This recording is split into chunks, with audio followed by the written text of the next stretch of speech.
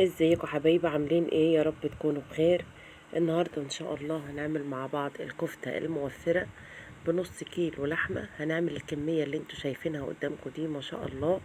هنعمل 2 كيلو كفته من نص كيلو لحمه، وهنبدا بقى ان شاء الله نجهزها مع بعض. يلا، نص كيلو لحمه مفرومه، ودول بصلتين وفصين توم، دي معلقه نشا، ودي معلقه دقيق، ودي معلقه فلفل، وهنا معلقة بهارات مشكلة، ومعلقة ملح، وهنا بطاطسيتين انا بشرتهم بالمبشرة، ودي معلقة بقسماط. وحط البصل بالمية بتاعته عادي، لان في حاجات هتشرب السوائل.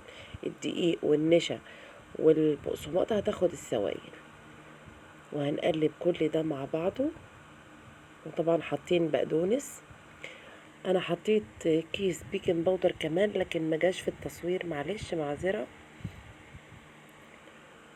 وهنقلبهم طبعا كويس جدا جدا. انا بحب اشتغل بايدي زي ما انتوا شايفين، وهسيبها طبعا شوية.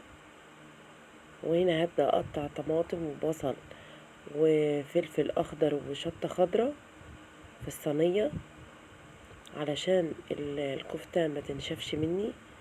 هي اصلا بتطلع طرية جدا وحلوة قوي من جوه زي ما انتوا شايفين كده.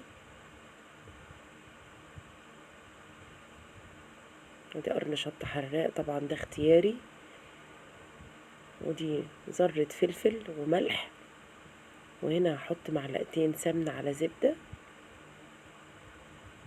وهقلبهم طبعا كويس قوي قوي زي ما انتوا شايفين كده، عشان هبدأ احط عليهم الكفتة.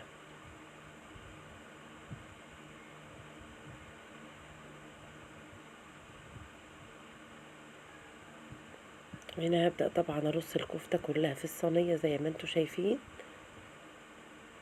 علشان انا هعملها في الفرن. مش بحط لها اي سوائل ولا اي حاجة خالص، انا بحطها في الفرن على طول زي ما انتوا شايفين شكلها. دي يا جماعة من نص كيلو لحمة.